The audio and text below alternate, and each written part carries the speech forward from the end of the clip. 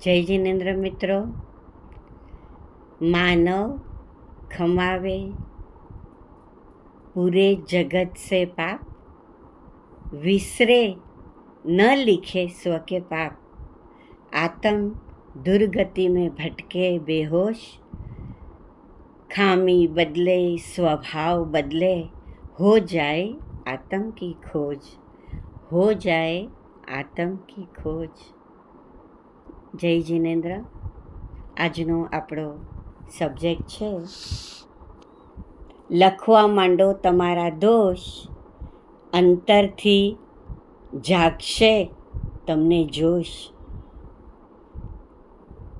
કૃપાથી ભરેલા જ્ઞાની, કૃપાથી ભરેલા શુદ્ધ આત્માઓનો બોધ બધા જ જીવો આત્માઓને લાગુ પડતો હોય છે।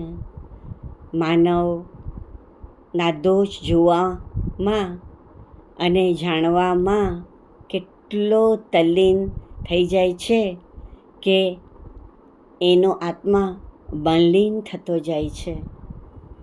બંને આંખો સામે તરફ મળી છે એટલે અંદર જોતા કે ઝાંકતા આવડતું નથી, જ્ઞાન પણ નથી અને જાણ પણ નથી।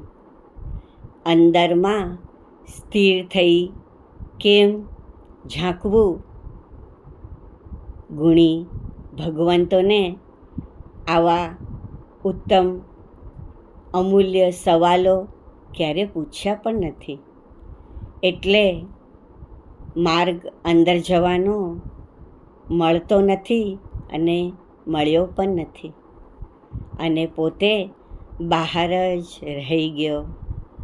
બધાના દોષ જોતો, જાણતો, સમજતો, ઓળખતો, માત્ર પોતાને જ ભૂલી ગયો। પોતાને અને પોતાના દોષને ક્યારે પણ જાણ્યો નહીં, જોયો નહીં, સમજ્યો નહીં, અને સમજ્યો તો સ્વીકાર્યો નહીં।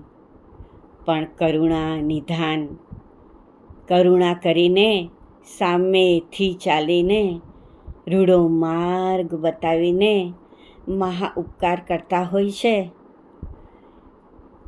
એમનો એક માર્ગ એ પણ છે કે તમારી બાહ્ય આંખોને અંદર તરફ કરીને, અંદર તરફ વાળીને પોતાની ખામીઓ જો તમે લિપિબદ્ધ કરો, લેખન કરો, તો અવશ્ય તમે આશ્ચર્યમાં પડી જશો કે પાનાઓ ભરાય છે પણ મન અને હાથ ઊભા રહેતા નથી।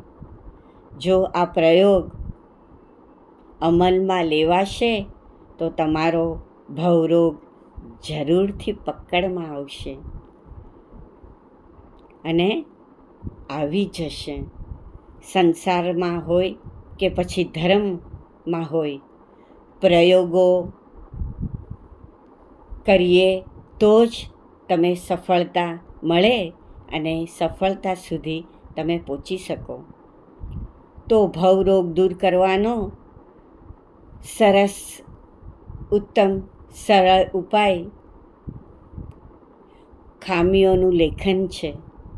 મને જ્યારે ગુરુએ પ્રયોગ કરવાની પ્રેરણા મળી અને આપી અને મેં સહજપણે શિરોધારી કરી, ત્યારે આંખોમાંથી અશ્રુની ધાર વહેવા માંડી અને સહજ હર ખામીઓને દૂર કરવાનો દ્રઢ સંકલ્પ થઈ ગયો। હવે બીજાની ખામીઓ મોઢે ન બોલવાની અને પોતાની ખામીઓ ગોખવાની સંકલ્પ કરવા ઈચ્છવા માંડી।